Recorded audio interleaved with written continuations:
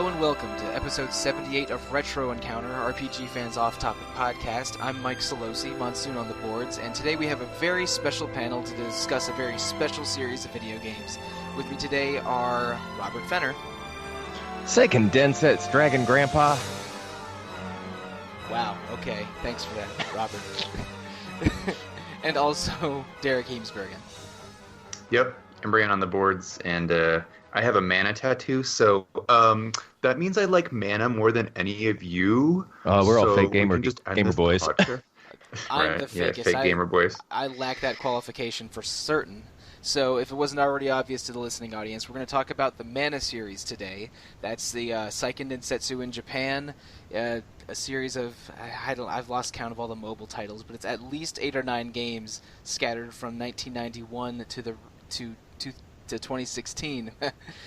And part of why we wanted to record this episode is, first of all, the three of us all love Mana and all would love to see it return to form in a strong way, because it's had several great games over the years. But in very recent news, a couple of days ago for us, but probably a couple weeks ago at the time this podcast is being released, a Switch collection of the first 3 Seiken Densetsu games was announced. And that's Final Fantasy Adventure, Secret of Mana, and the unreleased outside of Japan Seiken Densetsu 3. And that seeing the trailer for that awakened some nostalgia deep within me and got me excited to talk about the series. Mm-hmm. So I reached out to some of my RPG fan staff mates and found these 2 other Seiken Densetsu enthusiasts to talk about the series in general, what we love about it, what we want to see from it, and maybe prognosticating about the release of the Seiken Densetsu Collection in English-speaking territories. So, who should I pick on? Derek, just briefly, let's talk about why we love the Mana series in general, and why we're still excited to talk about it today in 2017. Yeah, so in case it wasn't clear, my fake gatekeeping was in fact fake, and I don't mean that at all. So the Mana series is something I've said this in a couple of different forms, like on social media, but the Mana series for me, ever since I was a kid, something about it was sort of indicative of the kind of fantasy that I could only truly experience in the world of video games. And I know that on its surface, Mana is just kind of an action RPG series that has some... They've played with some other genres too, which we'll get into later. But for the most part, they're just sort of straightforward-ish action RPGs. And I think what makes them so special is the setting and art design and the music, of course. But Mana, when I first saw Secret of Mana on a store shelf, or if maybe it was in a magazine, I don't know. But when I was a kid, I saw that art, and I think anybody who knows Secret of Mana or has even heard of it in passing has seen that piece of artwork with the 3 main characters standing in front of this massive forest and these lush overgrown ferns and the pink flamingos, or flamingo-looking birds, herons maybe, flying by. And something about that piece of art has always sort of touched some deep part of my heart, which sounds really dramatic, but it really has. And when I saw that, I felt something special from it. And the Mana series has continued in this tradition of being sort of rooted in these almost druidic motifs. And there are a lot of games that talk about nature and reverence for nature, but something about the environments and the sort of world of Mana really speaks to me. And I wasn't kidding about the fact that I do have a Mana-inspired tattoo. It's on my arm. I have basically the Mana tree with pink birds circling it going up, and it's my favorite tattoo. And so for me, a lot of what makes Mana special is the art, sort of the design philosophy of it, and it's a world that I really enjoy getting lost in. The art in Mana is exactly as you're saying. It's very lush, it's very green. Most of the games in the series have an environmentalist message. You're usually trying to save the world by saving the tree and saving the the life on Earth and valuing the life on Earth. You're usually collecting seeds and communicating with the goddess of the tree as sort of representing sort of a guardian and caretaker of the earth. I think there's an environmentalist message in the Mana series in general, and I don't have a tattoo of the Mana tree, but it is my smartphone home screen, so I guess that counts as something, right? Right, and a very nice combination of greens and blues. Yeah, and the environmentalist message is something that's also carried in a lot of, this isn't related, but a lot of Hayao Miyazaki or Studio Ghibli films have that sort of message. Especially my favorite movie is Nausicaa of the Valley of the Wind, and that has a really similar message. You want to talk about an environmentalist message? Yeah, and so I think something about that sort of ideology took root in me, which is an apropos way of saying it, when I was young, and that kind of flourished, and I've always held a deep love for those sorts of messages or themes. So Mana speaks to that, and I think it's what makes it so special.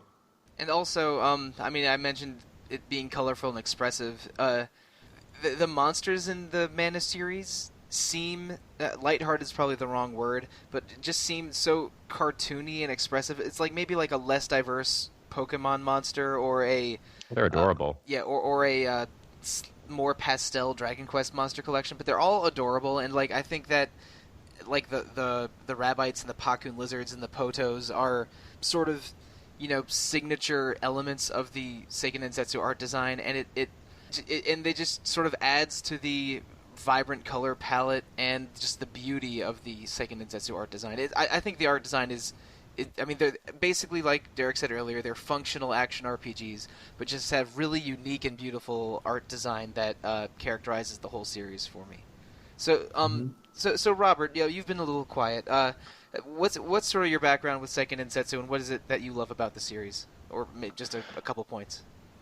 I was introduced to the series maybe around 1994 when I got my Super Nintendo, and being a Sega kid up to that point, I was trying to get my hands on just like everything that SquareSoft had put out in the West, no matter what it was. So Secret of Mana, that was one that I came to very quickly, and I was much like Derek, I was wowed by its sense of design, audiovisual, and its vibrant colors and character designs.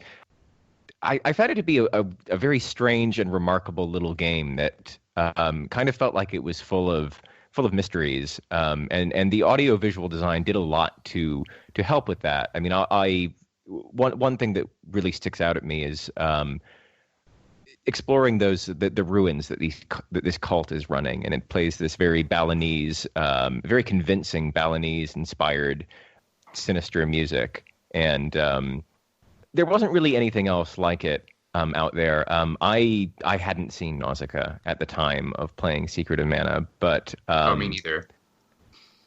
That came way later, and then when I finally did see it, the parallels were so striking. It was just like, oh my god, I can't believe I missed out on that.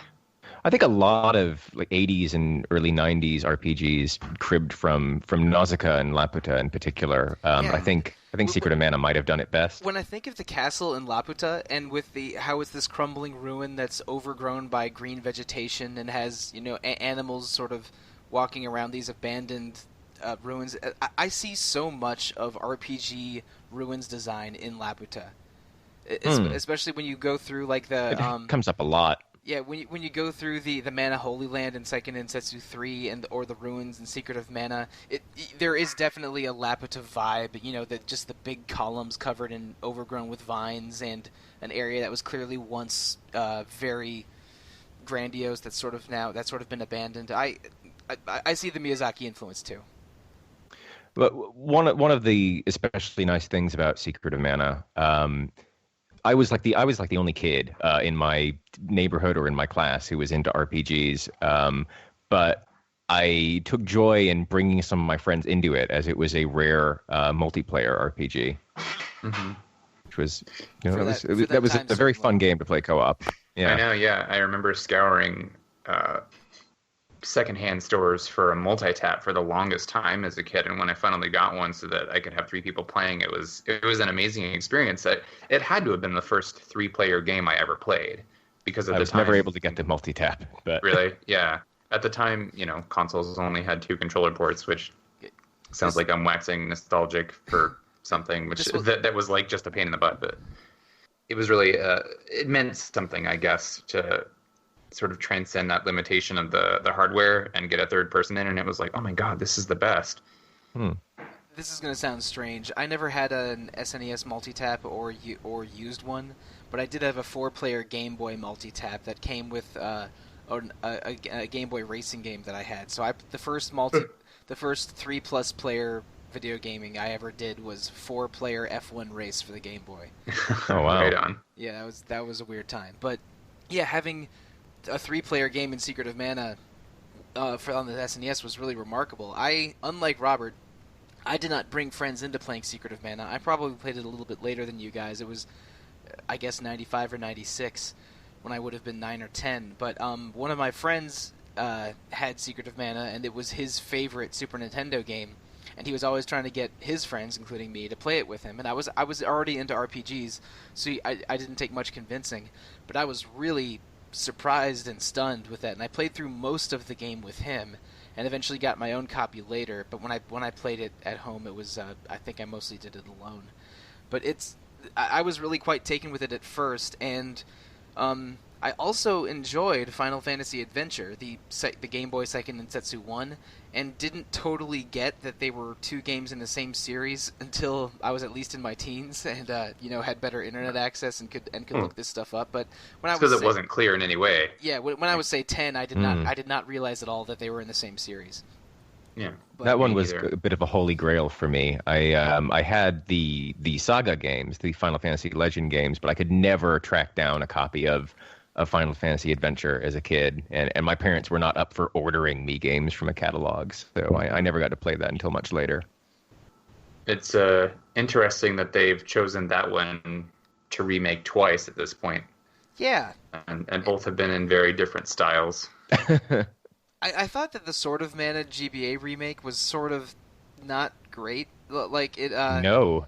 Because Final Fantasy Adventure is really impressive for being a Game Boy game. It's a lot of the gameplay will, I'm sure, feel clunky nowadays, but they give you a wide variety of weapons and spells, and there's some real drama in the story. It's shockingly sophisticated and good for what it is as a Game Boy game.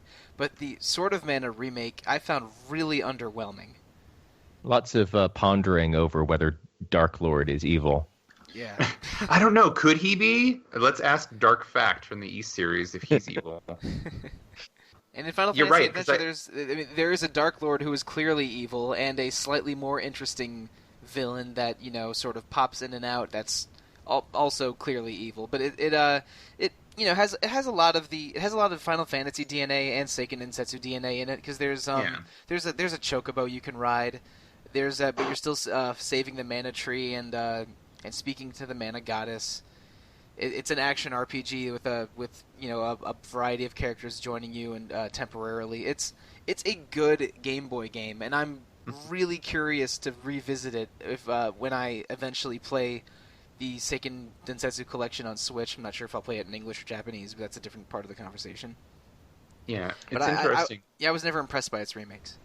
Yeah, they both went in different directions, because the Sword of Mana Sword of Mana was more in the vein of like a Legend of Mana style, art style at the very least, and then something about it just kind of felt sluggish, maybe off or slow to me. I never really connected with the gameplay as much. And then the newer remake, Adventures of Mana, they released it on iOS first, and I made the mistake of trying that because I was so enthusiastic to play Mana again. I was like, all right, I normally hate mobile phone games. I hate touch controls being shoehorned in. I hate virtual D-pads, but I'm going to give this a shot. And like 15 minutes in, I was just like, God damn it, I can't do it. It's so bad. And the game is not great. So then there's the Vita version that came out, and I feel like buttons help, but it's still not great. They've done a better job in that one of sort of mimicking the feel of having a digital. What am I trying to say here? Like, you move digitally. It feels closer in terms of control to Final Fantasy Adventure than Sword of Mana did, but it's also just like super cheap and it feels like a super budget title, and I just got it a couple of nights ago because it's half off on Vita at the moment, and was like, oh wow, this really is like a below average mobile game. What really sticks out at me is the way the monsters move. Oh, sorry. No. Okay, well, how do the monsters move? I've almost bought this game probably 5 times in the past year, but I had never pulled the trigger on it. Yeah, maybe don't. The Vita version, that is. But yeah. Yeah. So what were we saying about how the monsters move? Well, you're walking around a forest and you're being pursued by rabbits, and you would kind of expect them to be hopping after you, but they're kind of like they're moving up and down a little bit like a ship in a shoot 'em up of this very, very lazy, low gravity jump, on with like perfect diagonal lines. It just looks awful, and they stay in the air for so long, that they're really hard to hit, and it's just really unsatisfying to look at and to play. Yeah, it feels kind of off, and it's. I was gonna say I keep using the word interesting because apparently I'm not very varied today in my vocab, but it's just funny that Final Fantasy Adventure feels the best out of all three. Like it's the oldest, but it's the one that's kind of stood the test of time in terms of being a well-crafted game. It's aged better than either of the other two. It's a competent Zelda-like. It's a very good one of those. I mean, I feel that maybe it's kind of, maybe it doesn't stack up to Link's Awakening, but for what it was at the time. I think most Zelda games don't stack up to Link's Awakening, but I value that game very highly. I would agree with you there, actually. That's one of my favorites. But you're right. There's you can compare it to Zelda games or other similar top-down action games of its era, and I think it's aged pretty well as a Game Boy game, and I might be informed by nostalgia a little bit there.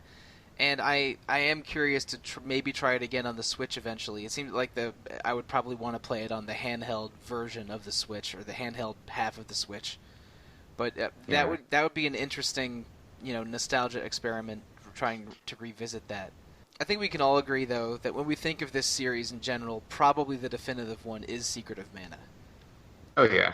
I think so. And it starts with a lot of things that I sort of consider the hallmarks of what Mana is, the different weapons and the elemental spirits, and the isometric view. Visually it looks a little bit like Chrono Trigger with large, pretty expressive sprites, and just a very colorful landscape that it feels more sensibly layered and not just tiled, like the Super Nintendo Final Fantasy games. It's funny you should mention that. Back when screenshots of Chrono Trigger started hitting EGM and GamePro, I actually thought that it was like a sequel or spiritual sequel, The Secret of Mana, due to how, looking back on it now, the main character of Mana and Chrono don't look anything alike. But I think I thought that the girl looked quite a bit like Marley. Yeah, I can see the parallel. Yeah. I mean, like both of the guys just kind of have spiky hair. One's red, one's brown. But yeah, I mean, they're fairly close. I don't think you're wrong. They're close enough that I don't think it's crazy to say that a young person would notice a similarity, and I think the sprites and the landscapes both look great, and but the whole arc of you're on the run from this evil empire trying to save the world, and you don't totally know exactly what to do, but you meet these elemental spirits one by one, and one thing that I remember not so fondly of Secret of Mana that I'm sort of glad they abandoned in Seiken Densetsu 3 is the magic and weapon progression systems.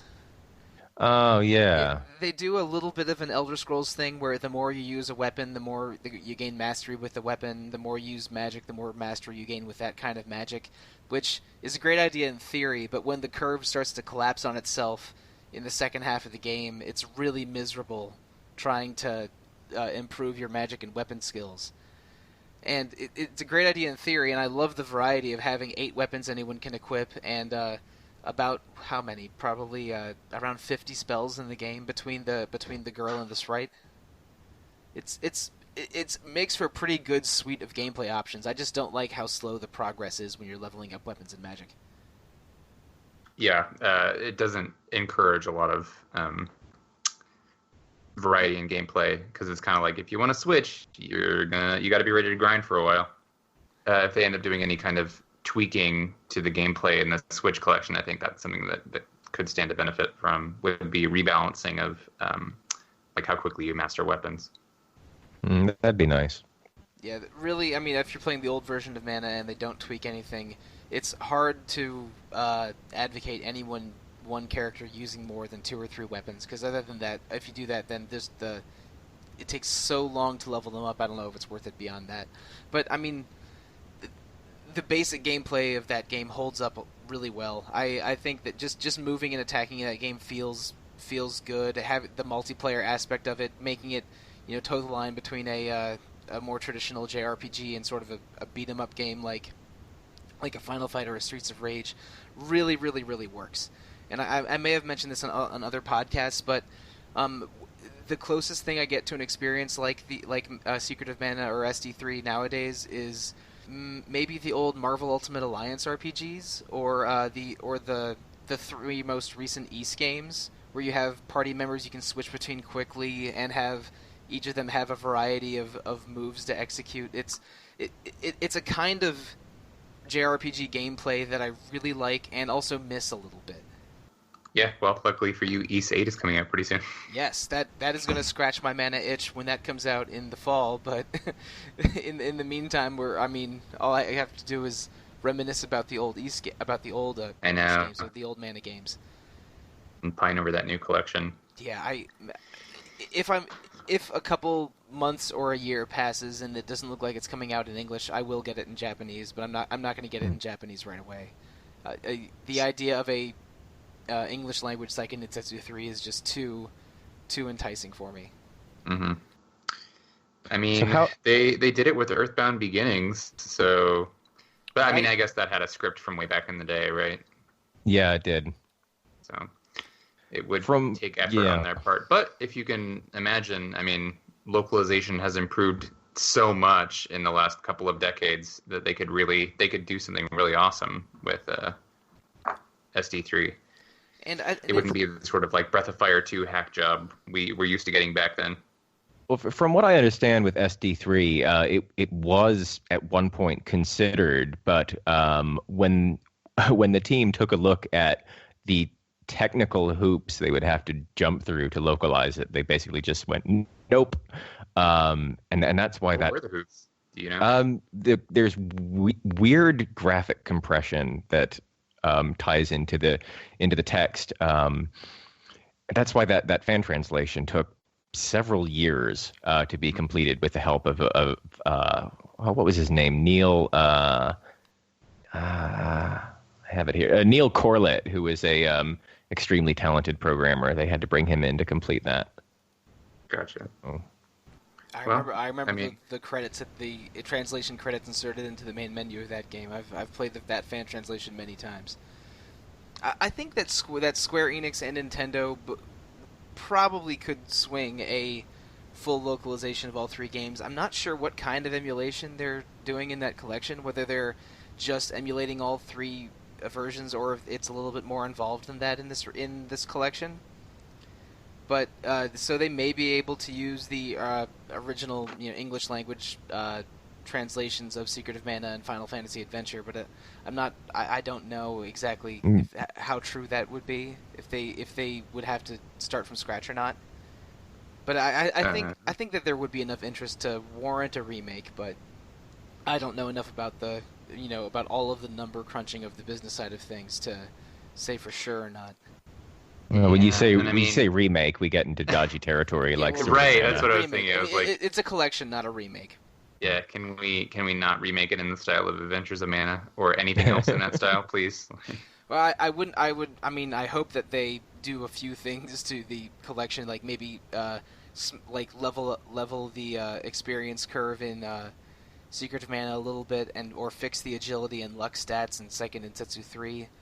Which is not unprecedented, because they fixed how the magic block stat works in the GBA remake of Final Fantasy VI and subsequent mobile ports of that. So it's happened that when Square has put out ports and remakes of their old Super Nintendo games, they have done fixes here and there. So it wouldn't be unprecedented for them to make a change like that, and I would welcome a change like that. But again, we don't know enough about this collection, which isn't out in Japan yet, to exactly know everything that would go into an English language localization. I'm really, really fascinated that they made this collection, especially Especially since when you look at the timeline of the series, there hasn't been a lot in the intervening years, because the last full non-remade Mana game was in 2007. Yeah. What about Rise, though, the iOS one? That was only a couple of years ago. Yeah, that was 2014. Oh, But it was also only in Japan, so. Yeah, I forgot about that. It was only Japan, and it was a 8-player co-op free-to-play game. So I guess I should have said full console release. But the hero, like that whole Heroes of Mana, Dawn of Mana, Children of Mana sequence was in 06 and 07.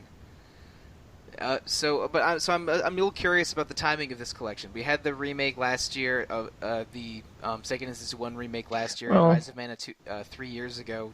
Do you think that maybe they're trying to gauge interest in a bit of a revival, or was this I'm just curious about the timing and reasoning for this collection at this time?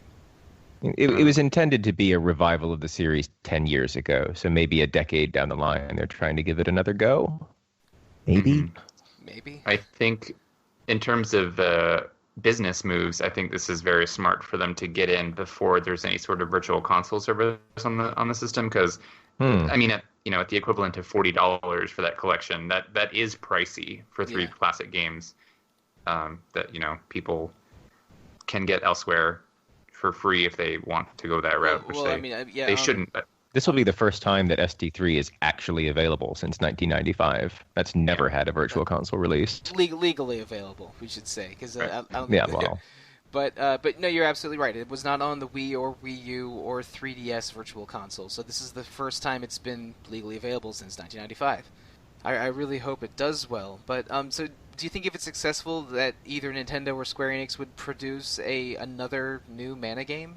Because I think yes, but it may not be in the shape we want it to be. Yeah, a lot of those guys are long gone. I mean, Secret of Mana itself, that was a Nasir Gabelli game, and he's been retired for like 20 years. And many of the other people involved in that game and some of the other games in the series, they've moved on to places like Grezzo or Gung Ho. So, I mean, the people who really made this series pop, they're no longer with Square. Yeah, I know Brownies, which is, I guess, the sort of spin-off studio of Brownie Brown, who worked on stuff like Legend of Mana. They called One Up now? Okay. I know they did Sword of Mana, and they did like Magical Star Sign and Magical Vacation in Japan. Oh, okay. They're working on. I remember Magical Star Sign. They did Mother 3 as well. Okay, yeah. Did Aglia come out? Did you guys hear about that one? It was a smartphone RPG that has a style very reminiscent of Legend of Mana. And it's called Aglia, Legend of the Red Cap. And it was announced back in September last year. Yeah, I do remember that. I just wonder if... This is new to me. I'm looking at images now, but I don't remember seeing them before. Yeah, I mean, it's like you just look at the character designs and it just looks like a long-lost Mana game. I just wonder if the Switch collection is successful and we do get another Mana game, are they just going to do this? Like, okay, you guys liked it on Switch. Now get ready for Mana iOS again. Hooray! And then, aren't a good portion of the core Mana team working on Ever Oasis at the moment for 3DS? I do remember that's a Koichi Ishii game. They were advertising it as from veterans of the Mana series, but I don't know the exact personnel involved with that. That was announced during E3 last year, I think, right? Yeah. And they've been pretty quiet about it. There was one fairly recent info dump, maybe in the last month and a half or so, where they just sort of like reminded us that it exists, but they've been quiet about that one. So I wonder. I'm looking at the promotional art now, and they've even got kind of a Mana tree. Yeah, I wonder if that might be sort of a modern take or what's the word I'm looking for? Like a spiritual successor to Mana. Yeah. Maybe. It's a little cutesy. But it does. It's closer to it's closer to the Adventures of Mana style in terms of it's the 3D graphical assets. So I don't know how I feel about that, but not that I have any problem with 3D inherently. Just traditionally or historically rather, it hasn't worked super well for the Mana series. So right. Yeah. Because I think you lose a little bit of the character or the texture of the art design and that sort of generic 3D modeling. But who knows? They could impress us. Which kind of reminds me of, this is totally off topic, but they recently announced that Radiant Historia remake for 3DS, right. Which I'm kind of surprised that they chose 3DS when the original is available on DS and still playable on a 3DS. And then they changed the art style, which I think is a little moe-fied. Like, especially they changed Erica's design. Yeah. Now she has long hair and she looks super generic. Yeah. She has softer features and long hair instead of short curly hair, and she looks a little bit more like a generic moe princess and less. She looks like she's from Gig Reunion or something. Yeah. Oh my gosh, man. that's exactly what she looks like. Or the princess class from Etrian Odyssey 3. Kind of all these very characters, much, yes. All these characters kind of look like they're in a Sting RPG in a way. Because I mean, yeah. I like some of the Sting games, but they're, very moe and sort of anime generic as hell sometimes. But yeah, I think Riviera was one of the first games I remember having really prominent sort of moe characters where I was a little skeeved out. I was like, something's weird about this, and then it only. And I mean, I don't want to sound too disparaging because I played through Hexus Force twice, but which. Oh yeah, Hexus Force is fine. Yeah, it's a little generic anime, but a. Yeah, it's like hyper straightforward. Yeah, but a pretty good RPG. Like. I'm a Baroque guy myself. Baroque, yeah. Well, if it ain't Baroque, don't fix it. Yeah, but and I'm a little curious that they went for a 3DS remake and not a Switch for that. And I know it's probably been in development so long that of course it has to stay on 3DS, and maybe they still want to keep the dual screen functionality going from DS to 3DS, but I just think that Nintendo would want as many new and upcoming Switch games as possible and would push developers to move development onto the Switch, but I guess it didn't happen with the Radiant Historia remake. Well, they're insisting that the 3DS isn't dead yet. So right. Mm-hmm. They've been very, very vocal about that. You're right, and the 3DS's very large install base shouldn't be ignored, but I think that a little tongue-in-cheek. Of course, they don't want to say they're abandoning the 3DS, but I think they're more interested in selling more Switches than making more games for 3DS, personally. They being Nintendo. But you could logically work out why it's on the 3DS or why it should be on the Switch either way, and I don't think that's probably not an important argument to have. It looks good, at least. I liked Radiant Historia, but I never 100%ed it. So if I ever decided to replay it or revisit it, I would probably just get the remake down the line. But right. It looks good. Maybe we should pivot back to Mana a little bit. Legend of Mana. Right, Legend of Mana. That is a weird, beautiful game. That's an Akitoshi Kawazu game. And it shows. It's like, you want instructions? Too bad. Figure it out, loser. I tried figuring that out when I was 15 or 16 and just said, whatever, I don't get this. I'm just going to play FF7 some more. But I never it's still beatable. It's just got all these crazy systems where you can really break the game if you know what you're doing. But, I mean, good luck knowing what you're doing. No, if I bought it on Vita fairly recently, on the off chance that I might want to give it a second shot, and I may yet, but I would do it with the benefit of the internet and some guides just to figure out what's going on a little better. But it's undeniably a really gorgeous game that is super interesting, even though I wasn't able to totally understand it, 10, 15 years ago. Legend of Mana and Saga Frontier 2, they both have this wonderful watercolor style that was, never really seen before or again. Mm-hmm. And because the Mana series has such a sort of richness in its visual design, I think that Legend of Mana benefited from that by having it was obtuse enough that it made its world seem bigger than it was, if that makes sense. Like, you could imagine that there were so many more places throughout this world, each in the style of those little pocket sort of biomes that you were planting on the map, right? Like the towns, and you had like a volcano and a snowy area and stuff. And you could just sort of imagine that world stretching on and on and on because the world was yours to build as you saw fit. So I think it did a good job of communicating that.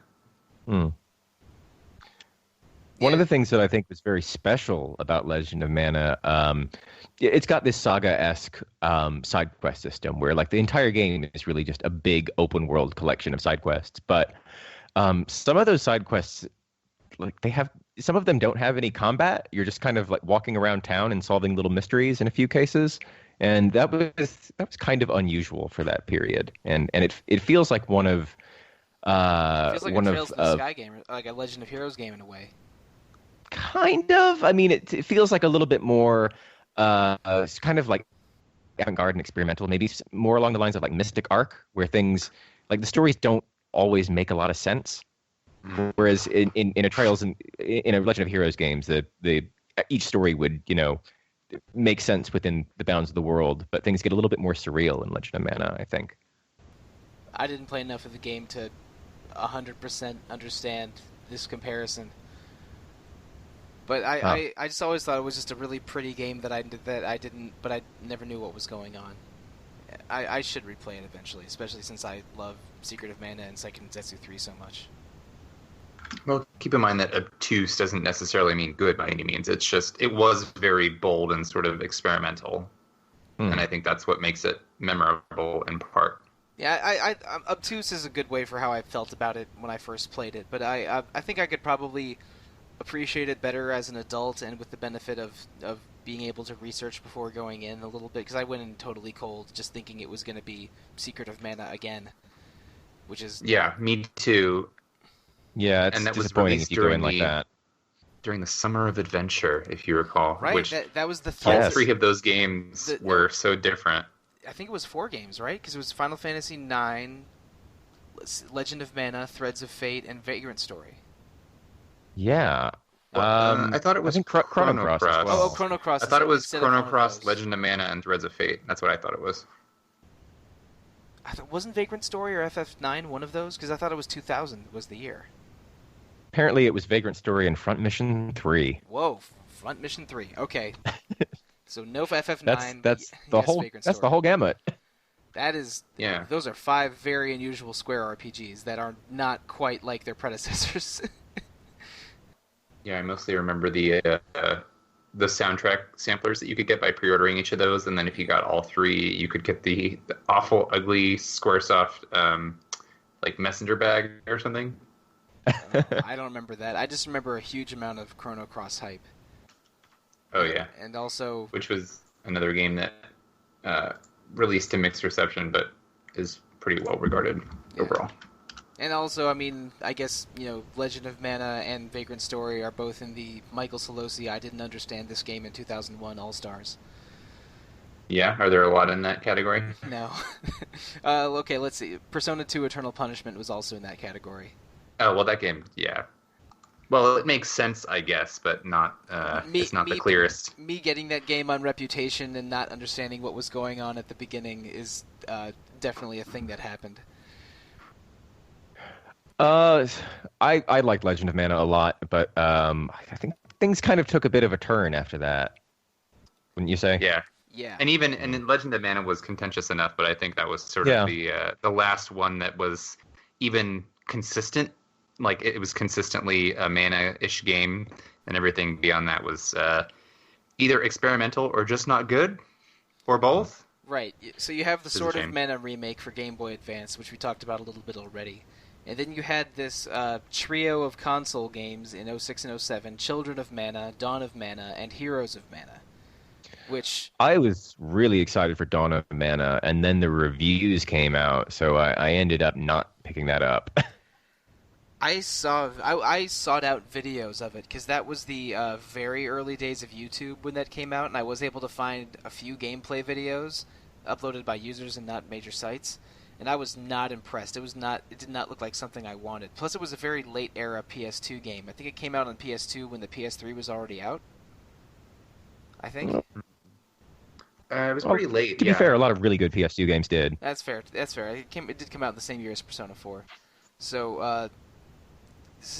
But I just remember it looked so ugly and clunky. I was not interested in playing it. I did buy Children of Mana and put some time into that game.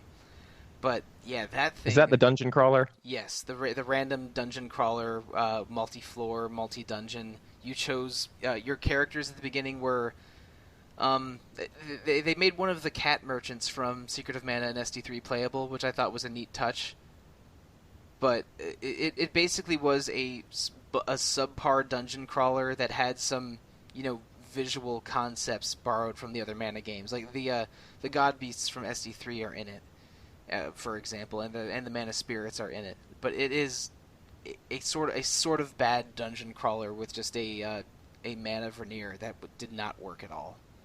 It was the only one of those three that I put hard time into. Heroes of Mana was a real-time strategy game for DS.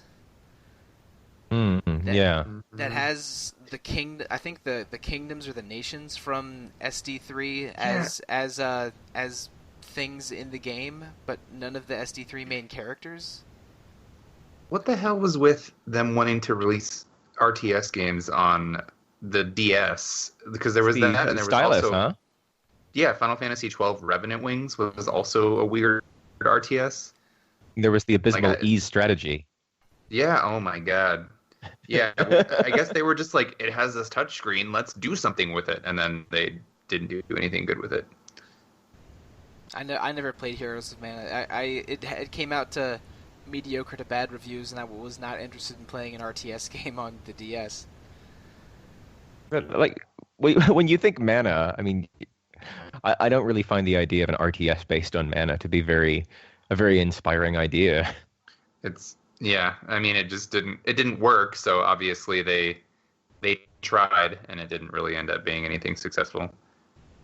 Yeah, I was really disappointed by that whole Mana revival, because it just, I mean, even though everybody was. Yeah, I mean, just looking at it from the outside, no new Mana games for several years, then they come out with 3 really bad ones, and then they apparently leave the series for dead. I was like, me being an idiot on RPG forums at that time I was openly worrying that we would never see another Mana game ever again, because these were all 3 of these were just such clunkers.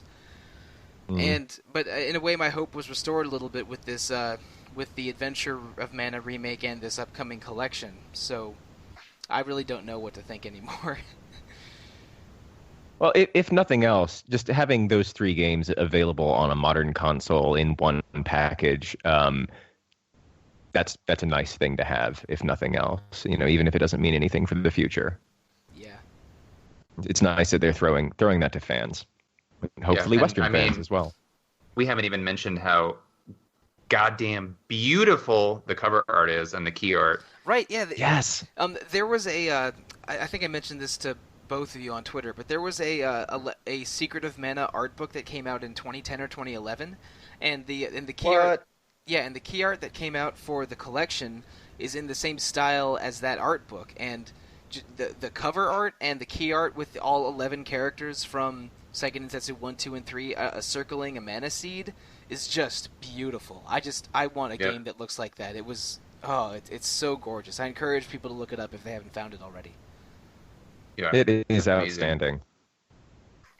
And this style is different from the classic stuff by, I believe his name is Hirono Isono? Yeah. That's right. Or Hiro Isono? I don't remember the exact name. Apologies, but it is different, but I think it fits. Yeah, he passed away in 2013, I believe, which is a shame. Because his art was just transcendent. But this new style is also great, and I think carries the spirit forward, albeit in a little bit more of a kind of straightforwardly cheerful modern way. I didn't realize he died, though. Shame on me. Yeah, it was Isono Hiro. It's a shame. It's a fantastic artist and a visionary, so... That is too bad. Yeah, so it's been nice to reminisce a little bit about the Mana series. I really hope that we get that Switch collection in North America.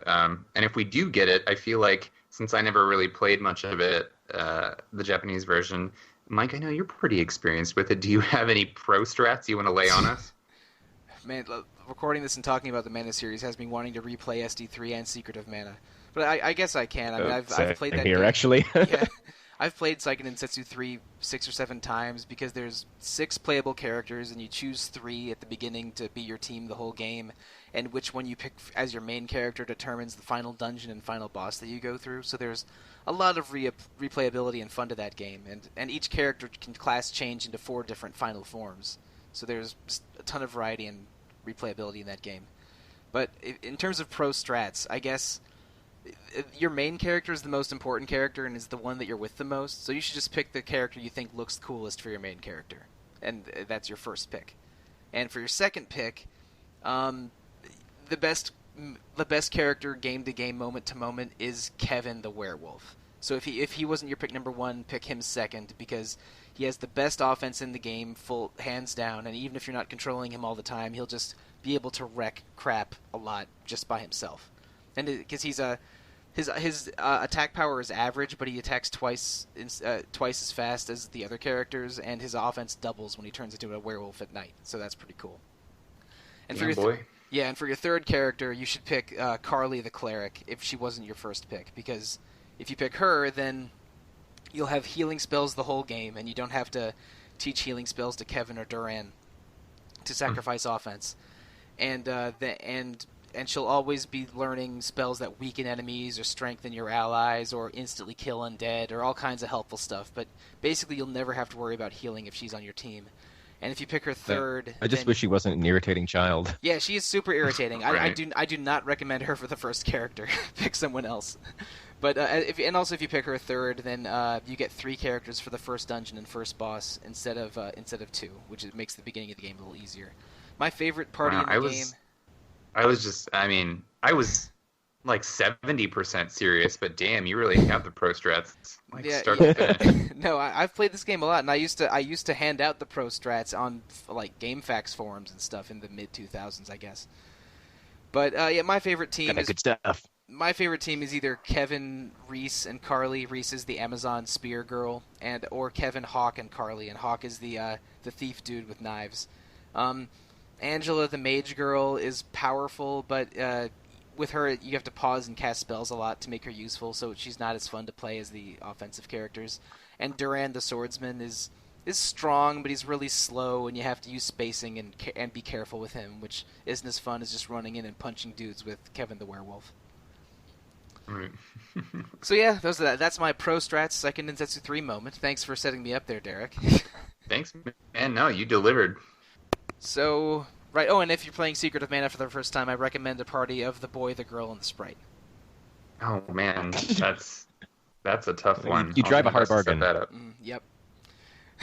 Although it's I didn't know a cool thing is that you can sort of get the girl earlier if you trigger a certain event where you get captured by the goblins or whatever. I always thought that was so cool. I thought I was discovering like a super hidden secret when I was a kid. Yeah, you have to go see the scene with her boyfriend and then backtrack a little ways to see her captured by the goblins, right? I think. It's been a long time since I've played that. That was always cool. I thought that was just the natural progression, and then when I went back and played the game a second time and ended up encountering the sprite first, I was really surprised. Mm-hmm. Nice versatility there. Yep. Yeah, it's a pretty sophisticated plot movement for a 1993 Super Nintendo game, for sure. Yep.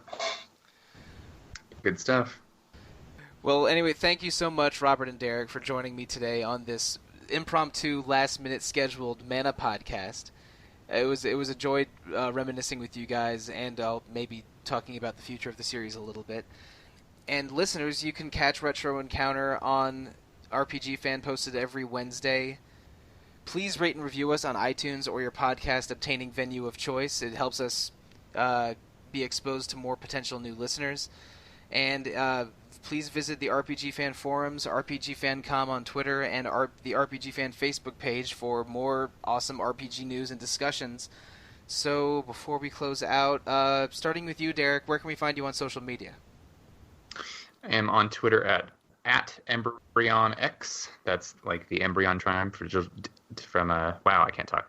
Like the Embryon Tribe from Digital Devil Saga, and that's pretty much the only place you can find me. It's Twitter, EmbryoonX. It's me. We should do Digital Devil Saga for Retro Encounter sometime. That game's yes. Yeah, you should. That game's great. I would totally play a New Game Plus of that too. Right on. So anyway, Robert, where can we find you on social media? I'm on Twitter at MisAnthroBob, and that's like Misanthropes, but with Bob. And you can find me on Twitter at TheRealMonsoon. So thank you so much. We'll keep an eye out on that Seiken Densetsu Collection coming out in Japan soon. But until we are in your listening device again, goodbye. See ya. Later.